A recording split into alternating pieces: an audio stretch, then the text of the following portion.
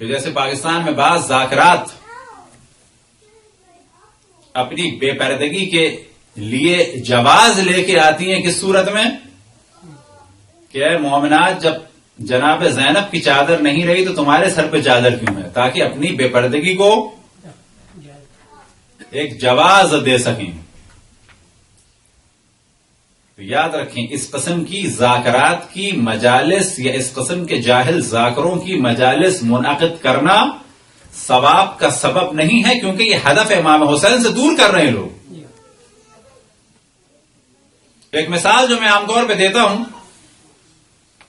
اور اس سے پہلے سوال کیا جائے کہ اگر کوئی ایسا تبرک بانٹا جائے کہ جو خوبصورت بھی ہو، خوشبودار بھی ہو اور خوش ذائقہ بھی ہو، خوش صورت، خوش ذائقہ اور خوشبودار، لیکن اسے کھا کے یا جان جانے کا خطرہ ہو یا پیٹ خراب ہونے کا خطرہ ہو، تو ایسا تبرک بانٹنے کا ثواب ہے؟ اللہ کا شکر ہے مومنین اس معیار تک پہنچے ہوئے ہیں کہ نہیں، ایسا تبرک نہیں بانٹنا چاہیے. کیا کرنا چاہیے؟ ایسا تبرک ڈال دے انسان کسی بیابان میں کسی جگہ پر.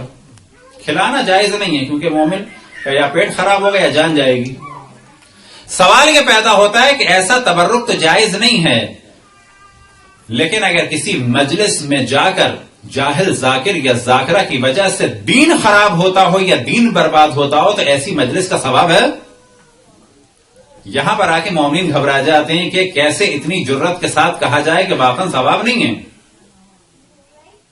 یہاں پہ آ کے کنفیوز ہو جاتے ہیں، لیکن یاد رکھیں جرت کے ساتھ کہنا ہوگا اس قسم کی مجالس کو برپا کرنے کا کوئی ثواب نہیں ہے بلکہ گناہ ہے، کیونکہ ایسے افراد مومنین کو ہدف امام حسین سے دور کرتے ہیں، قریب نہیں کرتے، دور کرتے ہیں.